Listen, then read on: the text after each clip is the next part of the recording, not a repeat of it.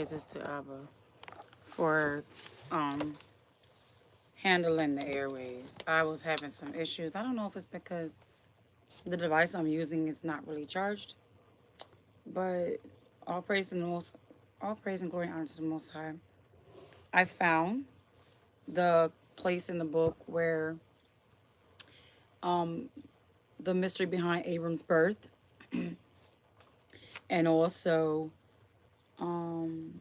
want to go further into some other things, further into the investigation of Abraham's life. So without further ado, blessed be Yahweh, O my soul, and all that is within me. Bless his holy set apart name. And Yeshua, the true and living word, I shall be confident. In Yeshua, the true and living word, the Father shall be glorified. I want to start off with the song.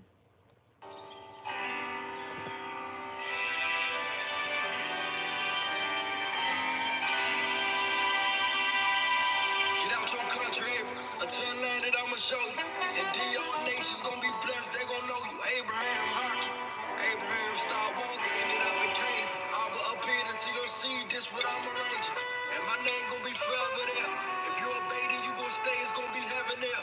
The king coming from your bloodline gonna settle there together. All the tribes that been scattered over several years. Blow them trumpets in my holy mountain. The shepherd died for the sheep just to know he found them. No greater love. Pour the plug of wickedness, we found the greater plug. If it ain't from the vine, then it ain't mine. They say they know the Father with no fruit, and they lie. Disobedience, that's the reason why we die.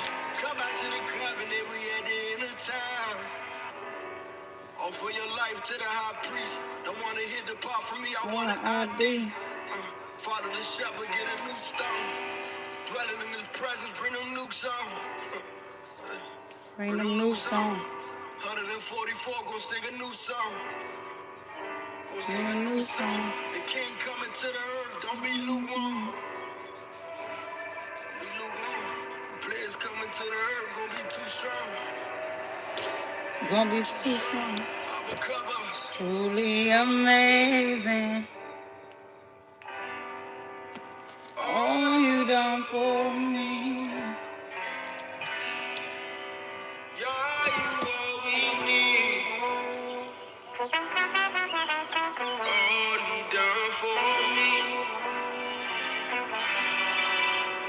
Truly amazing. All you done for me.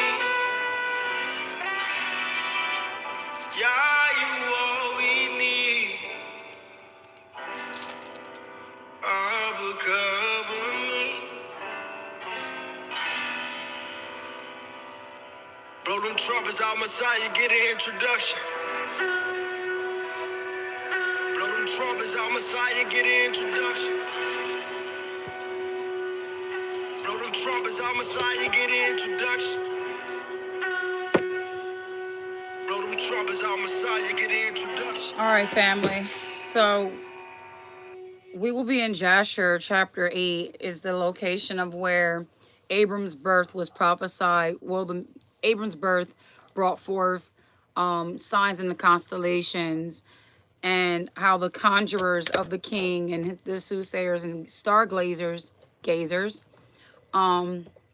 was able to discern and read that Abram's birth meant a very prophetic divine destiny. So I want to read that with you all.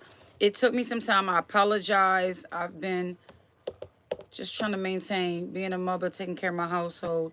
If you're in a state that is received snow and you haven't really received snow before, it is very prudent for you to be wise in the times we're living in. We already saw how with California, electric fires, okay?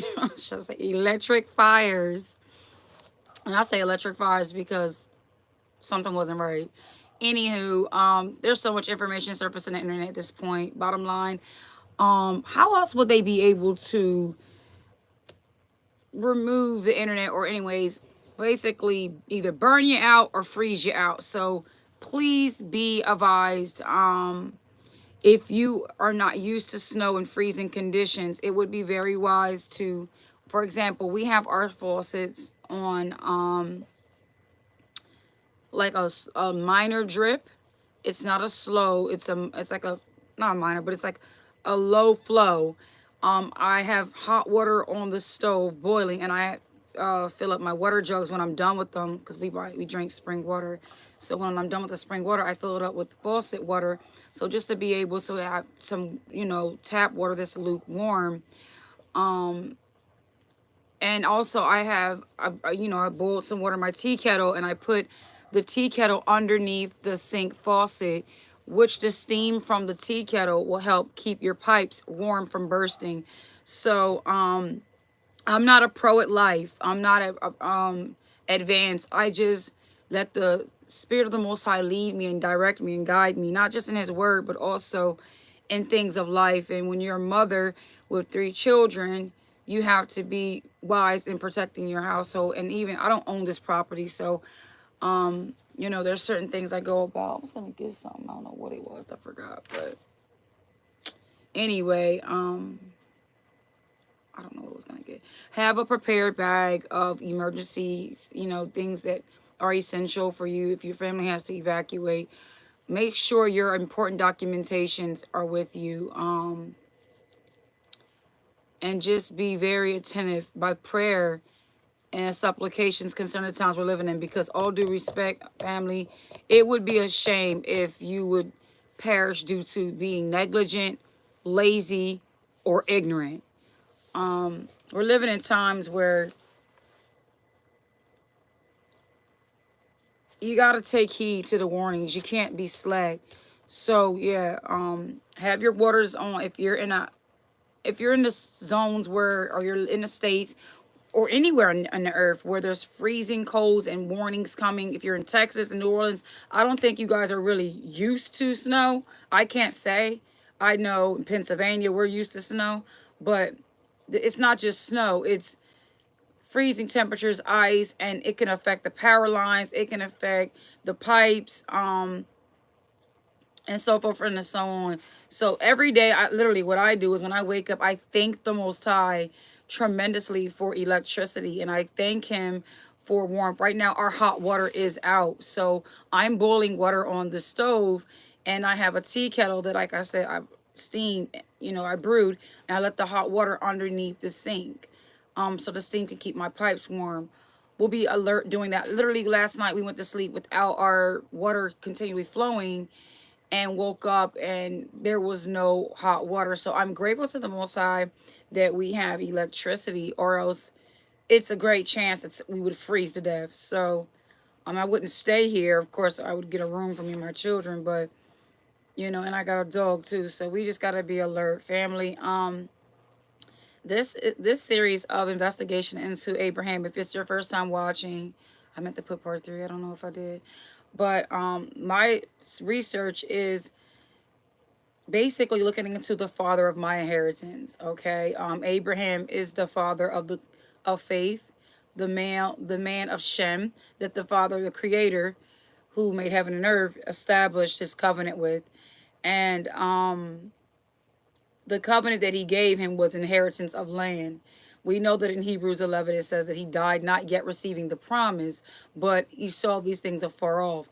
So by faith he walked, obeyed, he hearkened, and he believed even unto his last breath that what the Most High said would be so, even if it's not in this land, or not in this land, but not in this life. Because the king said, I go to prepare a place for you. So knowing that that place is being prepared for us, he's not on the earth creating the place, he's in the kingdom, which is in the heavens. And when we say the prayer, thy kingdom come, thy will be done on earth as it is in heaven, that it lets us know that the new Jerusalem and the new city, which is New Jerusalem, will come down on earth. Just as real as we see this kingdom ruling, will be as real as the kingdom of the Most High. That's what people have to understand. It's not that the enemy gets to earth and that you die and go into heaven and that's where you're, no. The Most High is the ruler of heaven and the earth. He made all things. And though man has fallen, okay, the King of all kings came and redeemed us back to our upright positions with the Most High. So enough of me talking. Let's get into the book. I will be reading today out of Jasher chapter 8. All right. If you don't know what this book is, this is a book that is mentioned in the Bible. I would believe in the books of Joshua. Joshua was some would say a book of war, but it's not just a book of war.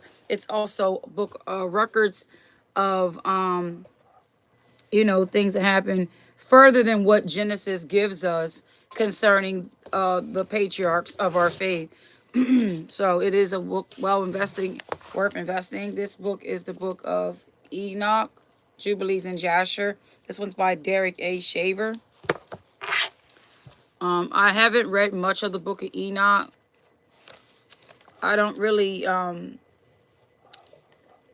subscribe too much to the book of Enoch. I really prefer to read the book of Jasher and Jubilee. But moving forward. And it was in the night that Abram was born that all the servants of Terah and all the wise men of Nimrod and all his conjurers came and ate and drank in the house of Terah. And they rejoiced with him on that night. And when all the wise men and conjurers went out of the house of Terah, they lifted up their eyes toward heaven that night to look at the stars. And they saw, and behold, one very large star came from the east and ran in the heavens. And he swallowed up the 4 stars from the 4 sides of the heavens. And all the wise men of the king and his conjurers were astonished at the sight. And the sages understood this matter. And they knew it was important. And knew its import, which was a message. And they said to each other, this only betokens the child that has been born to Terah this night, who will grow up and be fruitful and multiply and possess all the earth, he and his children forever. And he and his seed will slay great kings and inherit their lands. And the wise men and conjurers went home that night. And in the morning, all these wise men and conjurers rose up early and assembled in an appointed house. So they went to an appointed house where I guess they always have meetings. And they rose up early and they all went, the wise men, the conjurers, and things of the such. All right. Which were the men of Nimrod. Okay. These aren't just regular wise men. When you say conjurers, it mostly people who are diviners are basically men who are in the craft of sorcery, idolatry, and witchcraft. All right. This is keeping it real. All right. And they spoke to each other, behold, the sight that we saw last night is hidden from the king. It has not been made known to him. And should this thing get known to the king in the latter days, he will say to us, why have you concealed this matter? So I want to speak something with wisdom when you're reading, as we're reading verse 7, when it says in the latter days. They're wise men of the old, basically, mostly for the most part, wise men did not just live out their life, of course, thinking about their own day to day. They thought about generations behind them. They thought about their name and those who would come after them. So when we read here, it says, if we don't speak of this matter to the king, we're going to deal with the fact that the king's going to find out and he's going to be angry. So the last days is basically saying, if we don't stop this star from what it was, the sign of what we saw, in the latter days, it's going to happen. So even way back in time of Abraham's birth, before he could even grow up, you have conjurers and warlocks of idolatry, idolatrous warlocks, trying to find a way to stop the fulfillment and the destiny of the life that Abraham's life promised of his birth. Okay. Even this is why it mentions a star in the sky when the Mashiach was born. Moving forward. So they're basically saying if this thing doesn't get enough, we don't tell the king that in the latter days we're going to be sorry for, and it's going to happen. Now let us go and tell the king the sight which we saw and the interpretation thereof, and we shall then remain clear. And they did so. And they all went to the king and bowed down to him to the ground. And they said, may the king live, may the king live. And we heard that a son was born to Terah, the son of Nahor, the prince of thy host. And we yesternight came to his house, and we ate and drank and rejoiced with him that night. And when thy servants went out of the house of Terah to go to our respective homes to abide there for the night, we lifted up our eyes to heaven, and we saw a great star coming from the east. And the same star ran with great speed, and swallowed up the 4 great stars from the 4 sides of the heavens.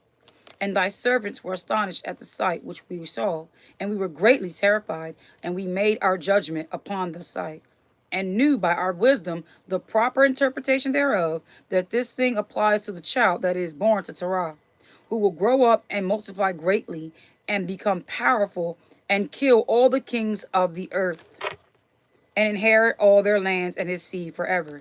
Now we're going to go to Genesis chapter 17. Because I'm going to tell you right now, beloveds, these people were frightened.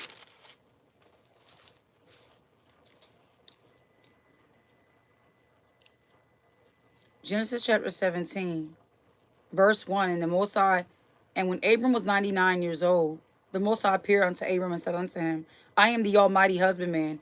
Walk before me, and be thou perfect. You can say Almighty God, as it's written God, but God, technically in an Eastern understanding, was a deity. The Most High is not a deity. He's above creation. Even the ideas of what man would call a deity. The Creator said, well, the Mashiach said in John 14, no, 15, I believe, I am the true vine, and my Father is the husbandman. So the Father, when he would say, when he came to Moses, he said, I am the husbandman of Abraham, the husbandman of Isaac, and the husbandman of Jacob, which is the provider, protector, and provision for. Yeah, and procreator for. He basically gave promise of seed. He gave promise of life, he gave covenant and things of the such. Moving forward. So this is why when I read on this live, if it's your first time watching me, I don't say God or Lord or Jesus. Those are pagan terms that the heathen, when they brought forth our scriptures in their language, defile our text with. Okay, moving forward. So he says, I am the Almighty husbandman. Walk before me and be thou perfect. There is a very common statement that is heard amongst those who are ignorant of the covenant. Okay, I'm not going to even call out a sect of religion. I'm going to say those who are ignorant of the covenant, because a lot of them will say, nobody's perfect. We're not perfect. Nobody's righteous. We all have flaws. And if you look at the story of Noah, it states that Noah was perfect in his generations. Now, perfect in the sense of the scriptures does not mean just completely holy and you never make a mistake, because even Abraham basically came up with a false account concerning his wife to spare his life. So, but the reality is that lie or that false, account didn't make him a wicked man in the eyes of the Most High. It just plagued the house of Pharaoh. Pharaoh had, clearly that shows you that back in those days, all nations knew of the covenant, and all nations, doesn't matter what your language or what your sect of relationship and religion is, no man wants another man laying with his wife. And if you do take a man's wife, then something bad would happen to you. So he understood why he was being plagued, or he might not have understood. He might have, inquired, and the Most High made it be known that since this woman came into my home, this occurred. So clearly she belongs to somebody else. She's already in covenant. So even in that instance of a story, the Father expresses his great indignation against a covenant being defiled or a covenant being ignored. Again, I say, the Creator is of covenant. And within his covenant, he has laws and statutes, not recommendations, not requirements that you can break and add to. It is simply what he says, and what he says is what he means. All right. So he told Abraham to walk before me and be thou perfect. Well, if you look in Psalms 19, verse 7, which is the precept for perfection, it says, the law of the Most High is perfect, converting the soul. The testimony of the Most High is sure, making wise and simple. The statutes of the Most High are right, which is his orders are right, so you don't need to change them. Rejoicing the heart. The commandment of the Most High is pure, enlightening the eyes. So if the people are dealing with blindness, okay, as it was prophesied in Isaiah, and the Most High is the only one that can remove that blindness. Oh my goodness. Anyway, if a person is blinded, that means they haven't had, like the scripture says in Psalms 119 or 118, it says, open thou my eyes that I may behold the wondrous things out of thy Torah law. So the Most High Spirit has to open your eyes to the law of righteousness, because his laws are righteous, so that you're able to walk in perfection. When you're walking in his scripture, when you're walking in his law, you're walking in perfection. So that's what he was intending when what he said to Abram. Walk in my law. And that's how you're perfect. All right. Moving on, verse 2. And I will make my covenant between me and thee. He didn't just say out of nowhere, verse 1. And I will make my covenant between me and you, Abraham. Before he mentioned making a covenant, he expressed to Abram, I need you to walk before me and be perfect. That's my statute, Abraham. Walk in my word, Abraham. So those who are ignorant of the covenant, but you say that you are a child of the most of Abraham by faith, and you don't fully have the knowledge of the faith Abraham walked in, you remain in imperfection. You remain dead. And Abram fell on his feet, says in verse 2, and I will make my covenant between me and you, and will multiply thee exceedingly. And Abram fell on his face, and the Most High talked with him, saying, as for me, behold, my covenant is with thee, and thou shalt be a father of many nations. Neither shall thy name. So basically, he said, you're going to inherit the nations. That's exceedingly great. What is he inheriting nations for? Servitude. Looking forward. Neither shall thy name any more be called Abram, but thy name shall be called Abraham. For a father of many nations have I made thee, and I will make thee exceeding fruitful, and I will make nations of thee, and kings shall come out of thee. Not princes. I always express this when I read this. If you've been watching me for some time, you would understand it. He says, I will give unto thee and to thy seed after thee the land wherein thou art a stranger, all the land of Canaan, for an everlasting possession, and I will be their husbandman. And the Most High said unto Abraham, thou shalt keep my covenant, therefore, you and your seed after thee in their generations. This is my covenant, which ye shall keep between me and you and thy seed after me. Every male child among you shall be circumcised. And ye shall circumcise the flesh of their foreskin, and it shall be a token of the covenant betwixt me and you. So if you look throughout the scriptures, tokens, a sign. One of the examples of a sign is keeping the Sabbath day holy. And he said to Moses, and this shall be a sign between me and my people throughout their generations. So it doesn't say when my son dies, the generation stop. So because the generation stops, so does my sign stop. No, generations continue. And he says he's a visiting iniquity of the third and fourth generation of those that hate him, okay, and keep not his commandments. So if you hate him, you don't keep his commandments. If you love him, you keep his commandments. Now we understand that by what some people say, the Old Testament, and you know, Because the deception has been taught so broadly that we're Gentiles.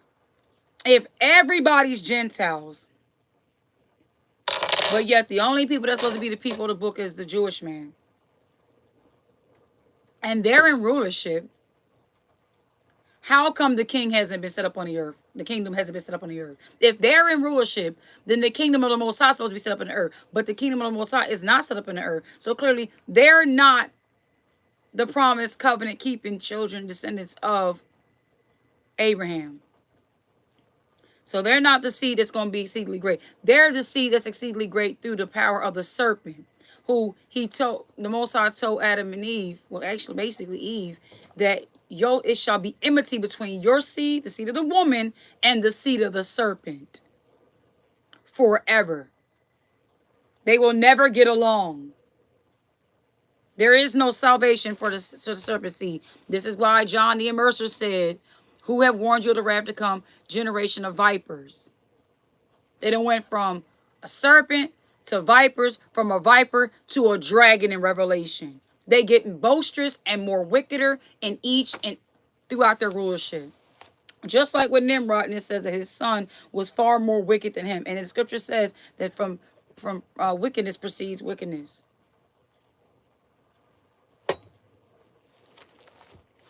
So we look right here in Jasher chapter 8. It explains about how Abram's birth, it was a star, a great star that ran through the heavens and destroyed 4 stars. Okay. So they're telling the king, hey, listen, king, last night we saw basically, and while we were at Terah's house, leaving his house, you know, and they didn't even mention this to Terah. Now, mind you, Terah is a captain.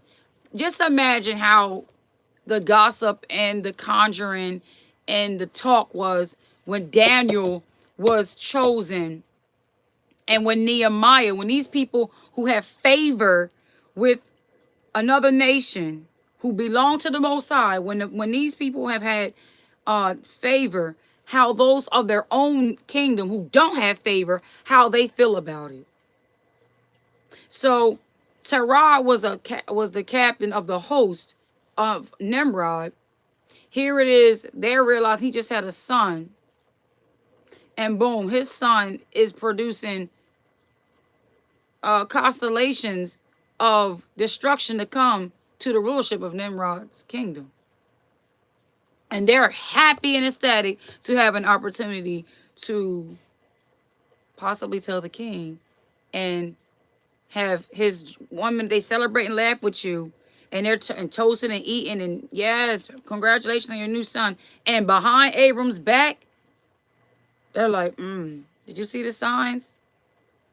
This child is getting ready to bring some havoc in the latter days. We got to tell the king. So you can't always trust people who are willing to celebrate, laugh, and eat with you. Because those will be the same ones behind your back planning your demise. They got up extra early. They must have lost sleep, determined that they were going to bring joy to a home that once was a feasting and celebration over the birth of a child. Okay. So, and they did so. They went to the king and bowed. All right. So they basically like, King, live forever. Sounds just like those haters in the time of Daniel. Oh, live forever, king.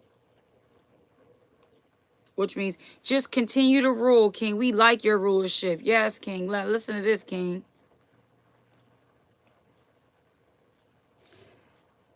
We heard that a son, they said we heard that a son was born to Terah.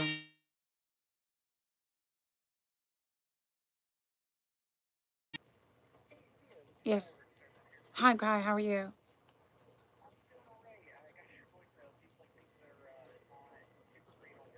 Yeah, unfortunately.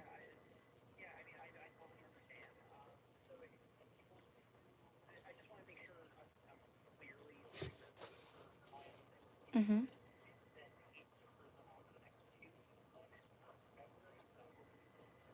Yeah, let me look at my calendar because I believe we only have one more week in this month to begin with. Hold on. Yeah, so yeah, basically off this week and then next week, right? So that would be total of 2. So she can start her lessons on Wednesday, the 5th of February. Okay, yeah, I just wanted to make sure that's no problem. So what Okay. I've also done, I went into the system just to see how far I can push the billing date back. Okay. It looks like the next bill will be on February 25th. Okay. Days before when it really should be. But then what I can do is I can adjust it to be the proper date, but the system will Okay. February 25th is when you initiate, no, Okay. and I'll happily work with you. All right. What I'll do is just I'll pay you before the 25th, within the teens. So February 5th, Wednesday, and then billing date cycle by the 25th of February. Yeah, just by that, like I said, if it does turn into like if something comes up where it's not gonna happen until please just let me know. And like I said, I'll happily work with you. All right. Thank you so much, Kai. I appreciate you. Of course, yeah. Yes, you guys stay warm and be safe. Yeah, you as well. Right? Yep, we will. We will. Thank you. Bye. All right. So I had to reschedule Princess's guitar classes anyway. Back to the subject. So yeah, they're just going out their way. And you know what? Honestly, when I first read this, I didn't see that perception. I didn't see how they were celebrating with Abraham about Terah over Abraham's birth, and yet they go on their way home and it's like they're in a group chat and they're just like, did you see the stars? Oh no. You would thought that while Terah is the captain of the host, you would have thought they would have brought this to Terah's attention. But instead they went behind Terah's back and told the king. Got up extra early. So I just want to be let this lesson be an encouragement, because let me tell y'all something.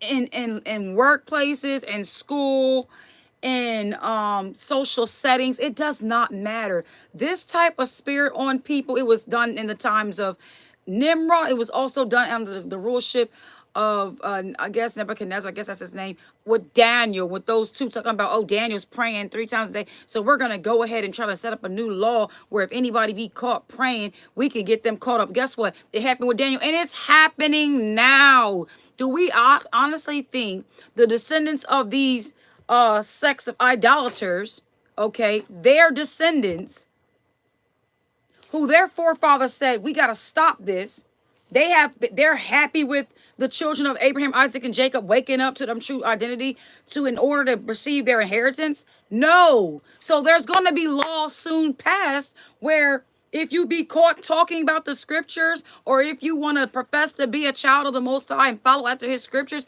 you're going to be most likely put to death. So if people want to be laughing and kikiing with you, you better make sure you know your company. Because if the scripture says that your enemies will be of your own household, don't think it for slight that your enemies couldn't possibly be your friends and your best friend, your alumni, and your whoever you grew up with and all this. And please don't take it lightly. We're reading a scripture of clearly some men who were conjurers, and they weren't. It didn't say they had any quarrel with Terah. There was a disagreement with Terah. It can be easily read, where they realized that his son, Terah's son, which was Abram at that time, simply was born, and the constellation spoke of a divine destiny concerning Abraham's life. And they rather say, let's bring harm to a child than let their life fulfill what the destiny of their life is intended to fulfill. Just like the spirit came on the Pharaoh in the times of Moses' birth, because there were people probably praying for a deliverer, and taskmasters oversaw, probably was like, you know what? They're having a lot of children. Or even the Pharaoh's just like, whatever spirit came up. Lucifer was the wicked one, just filled Pharaoh up and was like, hey, you gotta stop this. Because the records back in Joseph's time, from that Pharaoh, let it be known that These people that we allowed in the land who are under the favor due to the family of Joseph, Aknok, Zanam, Joseph told them not to tell the Pharaoh that they were shepherds, but they didn't listen. So they told the Pharaoh anyway. And the Pharaoh was like, you'll be none of mine. Unto your brother you'll submit, because they didn't want to submit to Joseph. They rather had more respect unto the Pharaoh, because it's like the mindset of a celebrity, how they will treat their family or their fellow people and peers. A part of their contracts is you can't look out for your own. You got to look out. You could possibly marry a foreign woman or another one, but you can't marry your own. It's just certain things that was set up to design so that our people do not become structurally strong. So here, back in the times of Joseph, his brothers went before the Pharaoh and said, hey, we are shepherds and we be your servants. And the Pharaoh's like, absolutely not. But remember, this is times of record. He had to put it down in history. These people that we allowed to come into our land are shepherds. So you know what if the Egyptians did not like shepherds, you know what they were thinking? These shepherds are beginning to outnumber us. It's like basically we're allowing this like peasants, disgraceful people to outnumber us. Then what's next? They'll take the kingdom. This was their mindsets. So he's like, in other words, we have to send forth a decree and a law where any male child be born have to be utterly killed. To the point where Jehoshaphat had to preserve Moses so that he could be born. Then you got the same spirit come on King Herod in the time of the Mashiach. So here we have that spirit here with Abraham's birth as well. Our nation, before Abraham could be a man in his 99, it's like you thought Abraham, and most are probably thinking, or not probably, I'm going to just give y'all like this perspective of wisdom. Here it is. The Most High is looking at Abraham like, you think it's impossible for you to have a child at 99 years old? If only you knew what was going on when you were born. How you escaped. How I was able to keep you. And don't count your body as the ramifications of my works to be done. After all, Adam and Eve didn't even have a mother or a father. Moving forward. So the creator is able to do all things. So here we see these two, these conjurers and these basically warlocks, okay, stargazing people. It's like you know, they're giving a little meeting and they're telling the king something's up with this child. Like he's about to bring forth great destruction if we don't do something about this. So it says, and we heard a son was born. So they say, we heard a son was born to Terah, the son of Nahor. They had to go back generations like, this is Terah, this is Nahor's son, which reminds you, this is from the line of Shem. Nimrod is of Ham. And the conjurers, most likely, they are of Ham as well. Check this out. Show y'all something else I peeped.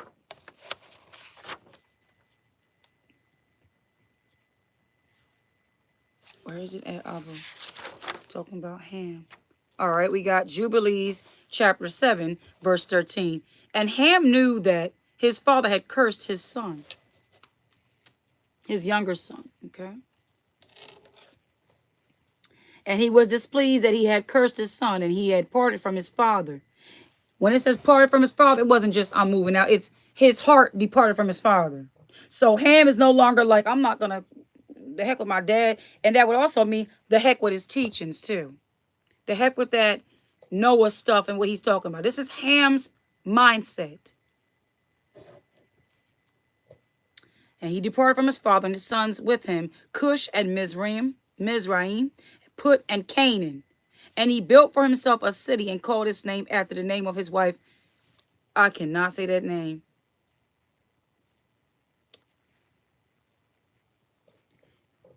I had to sneeze, but it didn't come. Oh, well.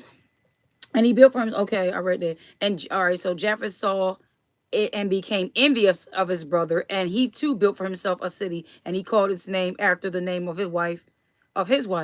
And Shem dwelt with his father Noah.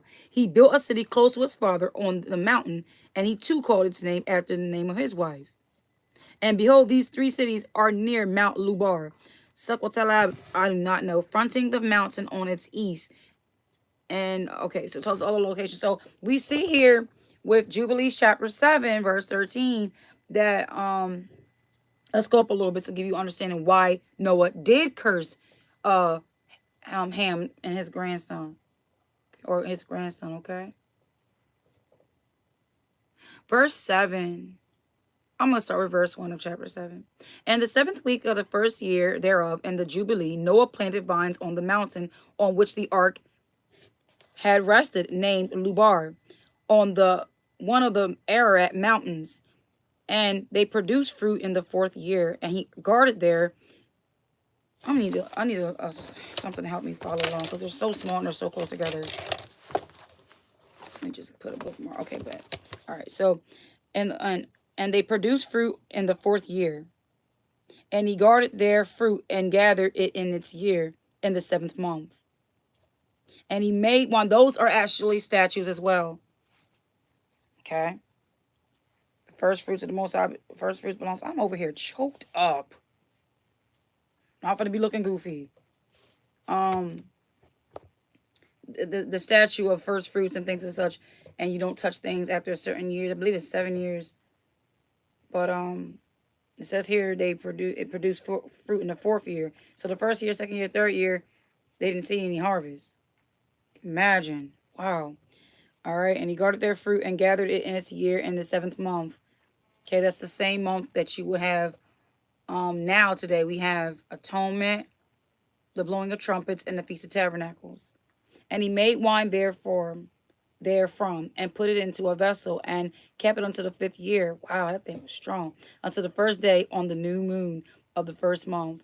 And he celebrated with joy the day of this feast. And he made a burnt sacrifice unto the Most High, 1 young ox, 1 ram, and 7 sheep, each a year old, and the kid of the goats, that he might make an atonement thereby for himself and his sons. Look at that.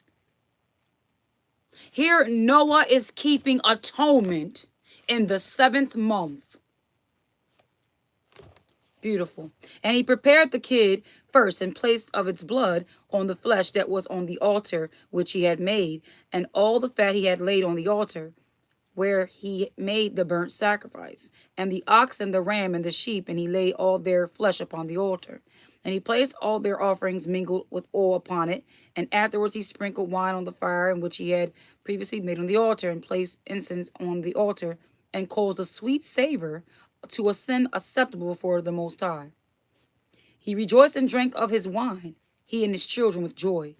And it was evening, and he went into his tent, and being drunken, he lay down and slept, and was uncovered in his tent as he slept. And Ham saw Noah, his father, naked, and went forth and told his 2 brethren without. And Shem took his garment, and arose, he and Japheth. And they placed the garment on their shoulders, and went backward, and covered the shame of their father, and their faces were backward. Which it's an unclean thing to see your parents uncover their nakedness, which is also a Torah law. All right, and Noah awoke from his sleep, and knew all that his younger son had done unto him. He cursed his son, and said, "Cursed be Canaan." Now, a lot of people will say, did Ham rape Noah? Well, we find out also, if you read further into this book, that Ham had the garments of Adam and Eve, or Adam, the garments that the Most High made for them. Now think about that. Adam stole the garments that the Most High made for Adam and Eve, which was, there was power in those garments. So if Noah fell asleep, who's to say that Ham didn't take those garments from his father then? When it says he had known what he done to him, it could have been revealed to him his garments were stolen. Even though he was drunk, fell asleep, the Most High in his sleep could reveal to him what happened, because I had a dream one time where my TV was left on, because I had a sceneries on, and there was an ad where a man was just talking, promoting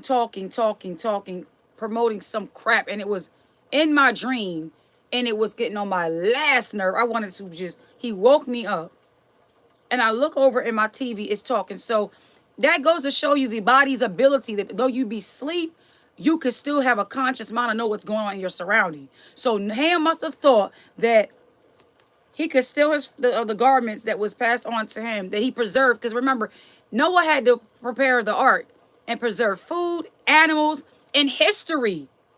So I'm sure he had the garments from Adam and Eve. Good morning. Ham slept with his mother is what happened. King Cathora. Okay, where is that at? Can you give us evidence according to your statement?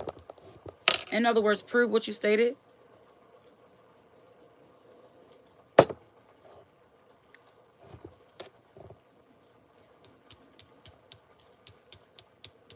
Because we'll still have to figure out how he stole the garment to begin with. Moving forward. And he, it says, and Noah woke from his sleep and knew all that his younger son had done unto him. And he cursed his son and said, cursed be Canaan, an enslaved servant shall he be unto his brethren. Now notice this. This is why I always say, like, let me tell y'all something. I'm not a mean person. But you ever wonder why certain areas in the land of so-called Africa have people who look like they just ain't never, for generations, they just ain't never gonna be right. You can say, well, no, that's the Britons and them coming over stealing their resources and wiping them clean. We over here in captivity, and we still don't look as far off as they do. So clearly, if the scriptures say that Ham's descendants was cursed, they try to tell us that we was descendants of Ham. They try to tell us we were African. In other words, trying to say we're the cursed seed of Ham. Come to find out, we descend from Shem. So there is another sect of Hamites, Canaanites that is cursed. You'll have all these churches from over here go far and beyond out their way for the cursed ones, but yet they have the children of Abraham, Isaac, and Jacob right here under their nose, and they look right over us. How about you take that same energy and bring it to the hoods instead of taking it all the way across the seas? I'm just saying.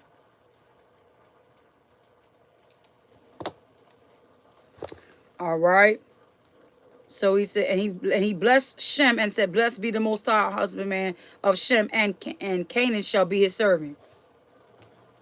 So he said, you want to steal from me? I'm basically, in other words, why is he talking about Shem? Because if Shem was the firstborn, technically those garments of Adam and Eve should have automatically went to Shem. It shouldn't have went to Ham. You the whole baby, all out of line, taking stuff that you wasn't in rightful heir to. And Shem also told Japheth, let's cover our father.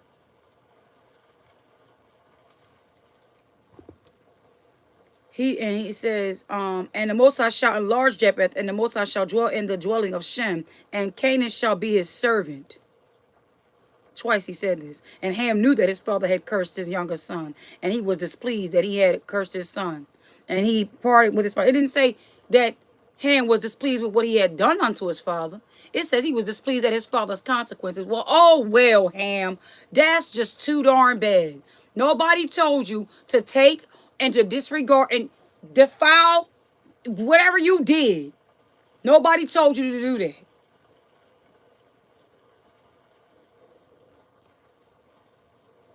If you look at the generation, I'm not trying to be rude in front of us, keeping it real. The Greeks learned from the Hamites. Before the Greeks' rulership was really in dominion, it was the Egyptian empire. And the Egyptians was filled with a bunch of homosexuals.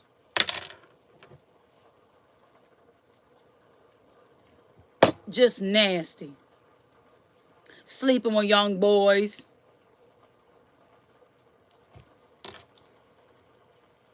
Just like the Catholic churches to this day.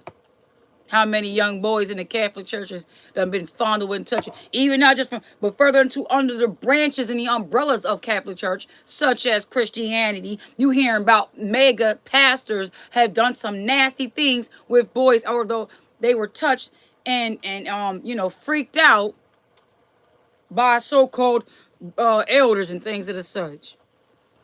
So, boom, we just read how you see that the Most High promised in Genesis chapter 17, Genesis 12, Jubilees, he promised Abraham all the land of Canaan. If he, listen, take heed. When you have land, the people that dwell there, like our ancestors, when they went into a land destroyed, the people automatically, the women that was left and the children, automatically became property of war, spoils, rewards of spoil. They already automatically became servants. So Noah declared, just like we know that Isaac prophesied to Jacob and Esau, here it is Noah prophesying to Shem concerning rulership. Not only did Ham disrespect his father, but his sons, now we see why they was over here in Shem's lot in his land, taking territory that didn't belong to him. Listen to this. Verses 12 in chapter 8, of Jubilees. And there came forth on the writing as Shem's lot the middle of the earth, which he should take as an inheritance for himself and for his sons for the generations of eternity.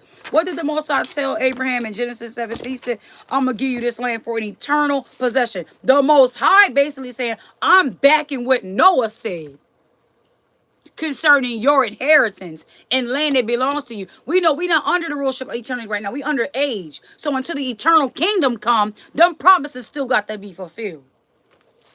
But you got the descendants of and the systematic mindset of idolaters of Nimrod and the Baal worship.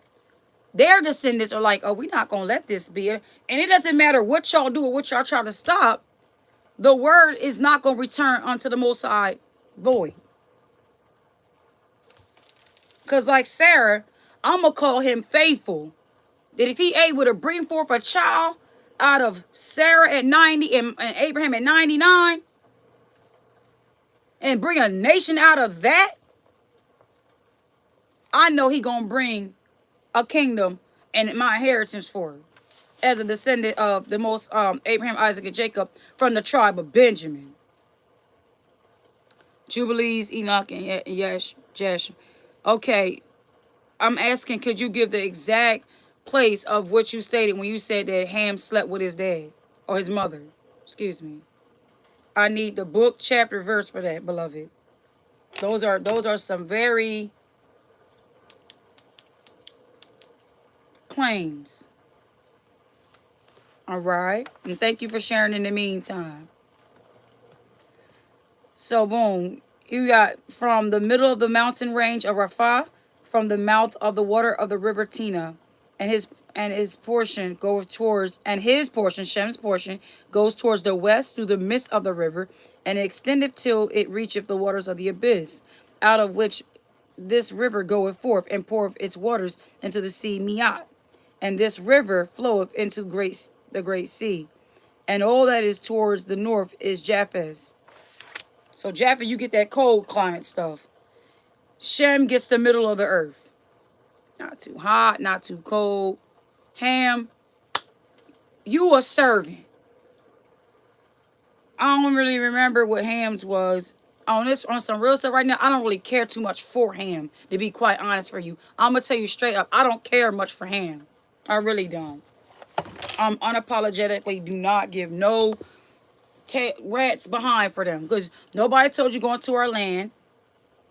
You also sold our people. Now y'all see why they sold us into slavery for weapons and stuff. You look at them and look at us. We don't look the same. I'll never let nobody call me no African American. Not to mention, beyond that, that's the name of a heathen.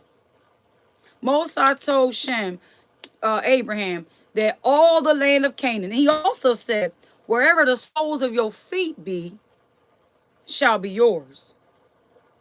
So if you decide to go over here a little bit off, Abraham, I'm going to give you that too. For crying out loud. Let's get back to Jasher's 8. Talking about Abram's birth. And these little snitches want to run to the king, hollering about, yeah, his life is going to bring forth destruction. And this is in the third and the latter days. And blah, blah, blah. We got to stop this. That's why Hezekiah's song, he said, we waking up, ain't no looking back. We Abraham with the stars. Abraham with the stars. Yeah, I hear you, Ak. It's all making sense to me now. Let's move forward. All right. So it says, so you saying they did, okay, so basically as we heard that a son was born to Terah, the son of Nahor, the prince of thy hosts, and we yesternight came to his house, and we ate and drank and rejoiced with him that night. And when thy servants went out from the house of Terah to go to our respective homes to abide there for the night, we lifted up our eyes to heaven, and we saw a great star coming from the east, and the same star ran with great speed and swallowed up the four great stars and the four sides of the heavens. And thy servants were astonished at the sight which we saw, and were greatly terrified. And we made our judgment upon the sight, and knew by our wisdom the proper interpretation thereof. And this thing applies to the child that is born to Terah, who will grow up and multiply greatly, and become powerful, and kill all the kings of the earth, and inherit all their lands, and he shall and his seed forever. See, when the Most High say he's gonna be a father of many nations, he basically, y'all, his sons. Abraham's promise is sonning all the nations out here. And now our king, behold, we have truly acquainted with thee what we have seen concerning this child. If it seemeth good to the king to give his father value for this child, we will slay him before he shall grow up and increase in the land. And his evil increase against us, that we and our children perish through his evil. So they're like, how about we slay this child and kill him? And the king heard their words, and they seemed good in his sight. And he sent and called for Terah, and Terah came before the king. And the king said to Terah, I have been told that a son was yesternight born to thee, and after this manner was observed in the heavens at his birth. And now therefore give me the child, that we may slay him before his evil springs up against us. At that very moment, Terah had to realize these Hamites ain't sugar honey iced tea. These Hamites ain't. They did this behind his back. The Most High sent a star to show these other descendants of Ham, hey, check it out. See, it was okay when y'all stole land. It was okay when even it states that it's in the book of Jubilees, I believe it says that Ham warned Canaan not to take these lands, and this is Shem's law, and da da da. And if I look further into Jasher, I don't quite believe that, because Ham left his father Noah displeased with his father for the consequences thereof by his actions, and heard that Shem was blessed and he was cursed. Just like Esau had it out for Jacob, we supposed to believe Ham ain't got it out for Shem? You got the rejected ones. This is why they have Psalms 83, Confederate Union against the hated ones. It all makes sense now. You got rejected ones, Ishmael, rejected ones, Esau, rejected ones, Ham. Y'all might as well gather together. Y'all ain't got nothing else better to do other than trauma bond according to your curses. Just have a cursed soup or a cursed stew. Cook up your curses together and try to fight against Shem. That's what y'all been doing for centuries. Y'all got the fatness of the earth. That's not enough for you. You spend all your time in rulership trying to destroy us. Notice, we're still here. All praise and glory and honor to the Most High, I am that I am. Just won't let y'all get rid of us. He said, if you can remove the suns from the star, the moon, and the stars, and find the depth of the sea, then there'll be no more of his children. As far as I'm concerned, I don't care if it's winter or not, that sun's still going to rise. Even if you can't see it, that sun is going to rise. That's it. Tired of being choked up. Enough is a doggone enough. Moving forward. So here comes a king basically letting it be known that, yeah, I heard that your son was basically an heir of destroyer. An heir of destruction against our kingdoms and stuff. So he says, bring me, and the king said, it's okay. And verses 16, and now therefore give me the child, that we may slay him before his evil springs up against us. And I will give thee for his value thy house full of silver and gold. And Terah answered the king and said to him, my king and my king, I've heard thy words, and thy servant shall do all that his king desired. But my king, I will tell thee what happened to me yesternight, that I may see what advice the king will give his servant. And then I will answer the king upon what he has just spoken. And the king said, speak. And Terah said to the king, Aon, son of Moreb, came to me yesternight, saying. So he basically saying another king came to him yesterday saying, give unto me the great and beautiful horse that the king. Okay, so he's basically giving a parable. He about to go into a comparison. Terah said, so this King Aon, son of Moreb, came to me yesterday saying, give me unto me the great beautiful horse that the king Nimrod gave to you, and I will give thee silver and gold and straw, provender for its value. And I said to him, wait till I see the king concerning thy words, and behold, whatever the king saith, I will do. And now, my king, behold, I have made this thing known to thee, and the advice which my king will give me unto his servant, that will I follow. So whatever you tell me, I'm going to do it. And the king heard the words of Terah, and his anger was kindled, and he considered him in the light of a fool. And the king answered Terah and said to him, art thou so silly and ignorant or deficient of understanding to do this thing, to give thy beautiful horse for silver and gold, or even for straw and provender? Art thou so short of silver and gold that thou shouldest do this thing, because thou hast not obtained straw and provender to feed thy horse? And what is silver and gold to thee, or straw or provender, that thou shouldest give away that fine horse which I gave thee, like which there is none to be had on the whole earth? So you getting ready to destroy your Lamborghini or your new foreign whip? Let's see. Now, the king is expressing here, he got honor and reference for a horse, a fine horse. And the king left off speaking. And Terah answered the king, saying, like unto this has the king spoken unto his servant. I beseech thee, my king, what is this which thou hast this say unto me? Give me thy son, that we may slay him, and I will give thee silver and gold for his value. What shall I do with silver and gold after the death of my son?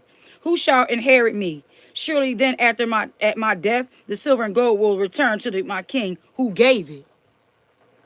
Here goes Terah basically letting it be known, if you mad at me, if you think it's just as foolish for me to give up a horse that you gifted me with, the Most High gifted me with my son for inheritance, which was, listen to this, people who are ignorant of the covenant.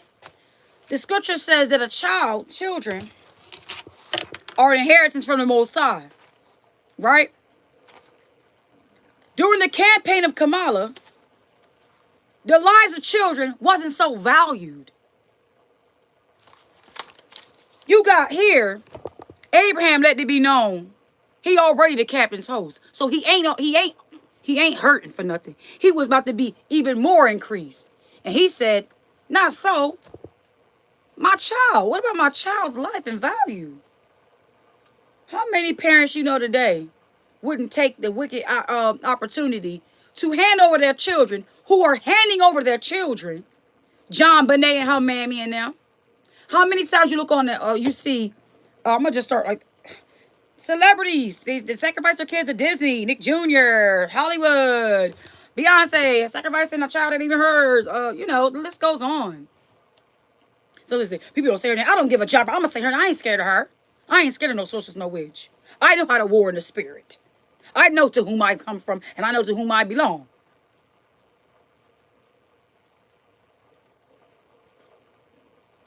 He just confounded the king. See, proud men don't like to be checked with their own medicine. Proud individuals find it strange when you let them know how silly they sound. So you telling me, give up my kid? His evil. I know it sounds like he's going to rise up and destroy all things, but see, Terah had to remember, you don't come from Nimrod's family line, Terah. You come from Shem. And these little ugly, funny-looking, long-neck Hamites feel some type of way because your son is a promised heir. And they call that evil. Let's look around. Do we not see evil in the land? So clearly Nimrod and them's plan was good then, right? No, wrong. There it goes. Woe be unto those who call evil good and good evil. The same one that declared the star to go across the sky for the sign to begin with is the same one that's going to finish all courses of things concerning his word. They couldn't go in the sky and stop and snatch the star and say, you are not going to get this sign. So no more can they stop the clearly Abraham's seed is here. We are all here. We are testimonies. We are a testament of Abraham's life still getting through this whole this very chapter right here. Isn't it amazing when you can look back and read on your patriotic forefather, what he went through at his birth, and you can see that you still standing? You see why they putting these abortion clinics in our hoods? They've been trying to kill Shem because they don't want Shem and the descendants of Shem to receive the promises. This is what Psalms 83, Confederate Union, is all about. We are the people of the book, the people of the covenant. So if they don't want our God, they don't want us, they don't want our God. They don't want our God, they don't want us. I don't care what it seemed like. The mainstream gospel has not been the true gospel. Because the rulers that be are the rulers of darkness. They are the kingdom of darkness. This is what our king said unto them when they asked him about being a king in mockerization. He said, my kingdom is not of this kingdom. We different citizens, beloved. So Terah, you get a point on that one. Shouts out to Terah for putting his neck on the line and checking this goofy king talking about give over his son. And the king hearkened to Terah. Wait, let me go up a little bit. And Terah answered the king, said, I beseech thee, my king, let thy servant speak a word before thee, and to let the king hear the word of his servant. So even though the word was a checkmate, he still operated in humility. You can't be all the way bold, like you know what I'm saying, in the presence of a king, because that'll get you deaf. So he says, I beseech thee, my king, let thy servant speak a word before thee, and let the king hear the word of his servant. And Terah said, let my king give me 3 days time. I consider this matter within myself and consult with my family concerning the words of my king. And he pressed the king greatly to agree to this. And the king hearkened to Terah, and he did so. And he gave him 3 days time. And Terah went out of the king's presence. And he came home to his family and spoke to them all the words of the king. And the people were greatly afraid. And it was said in the 3rd day that the king sent to Terah, saying, send me thy son for a price, as I spoke to thee. And shouldest thou not do this, I will send and slay all that thou hast in thy house. I'll kill the whole house, he's saying. I'll just root you all out wicked, so that thou should not even have a dog remaining. And this is why the Most High said, shall not a dog, hey David, that not a dog remaining thing was a very popular saying, I guess. And Terah hastened, as the thing was urgent from the king, and he took a child from one of his servants, which his handmaid had born to him that day. It's a shame. And Terah brought the child to the king and received the value for him. A moment of silence for that child. That's very sad. Even though it was a servant. Unless that I'm not trying to be rude, but like, unless that servant child was a Canaanite, the hell with it. The hell with it. Moving on. The Most High was with Terah's master, that Nimrod might not cause Abram's death. And the king took the child from Terah, and with all his might. That's crazy, bro. I even want to say the hell with it. Like, even a Canaanite kid. Like, I'm sorry. Like, that's just... Whoo-wee. And all his might dashed his head to the ground. For he thought it had been Abram. And this was concealed from him from that day. And it was forgotten by the king as it was the will of providence not to suffer Abram's death. It was forgot. Like, he basically, like, after that, called for some people, clean my hands, and let's proceed with the day. How wicked. The shedding of blood is not a light matter. It's not a light matter. Only the Most High can cleanse us from the shedding of blood. And Terah took Abram his son secretly together with his mother and nurse, and he concealed them in a cave, and he brought them their provisions monthly. And the Most High was with Abram, so she didn't have to put him on child support. He understood what responsibilities was for his child, for the mother, and the nurse, which was the woman that helped care for the woman. Because when you're a nursing mother, boy, I tell you, man, it takes everything out of you. All right. And he grew up in a cave, and Abram was in the cave 10 years. And the king and his princes, soothsayers, and sages thought that the king had killed Abram. So they thought, oh, they good. We good to go. So if you read further down the line, too, you will remember where the king is seeking to kill Abram after he got the furnace. He was mad, and Abram fled, and he took Terah with him, too. And at that point, I was like, well, why are you taking Terah? Like, he wasn't one trying to get you caught up, but you look back in history, like, it had to be brought to Abraham's mindset, or he had to be brought to his attention that his father spared him. So that's what I'm going to read for today. Basically, that was Jasher chapter 8 concerning Abram's birth and all that was surrounding his birth. I don't know if the person, King Keturah, is still on here, but I asked you to submit what you stated, and you didn't do something. You just said Jubilees, Enoch, and Jasher. So I guess maybe you're not really sure where that is. Maybe you're giving information that you've heard.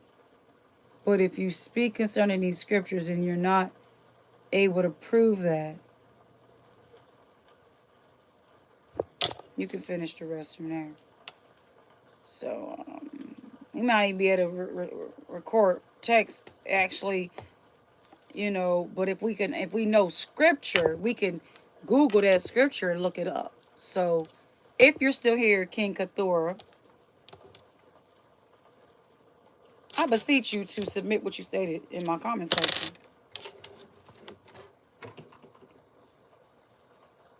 If you were wise, you would do so.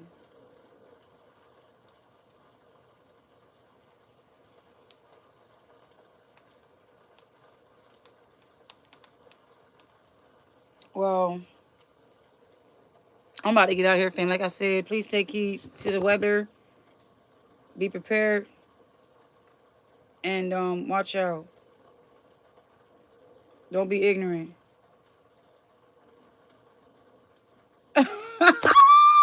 I gotta go. Shalom, family.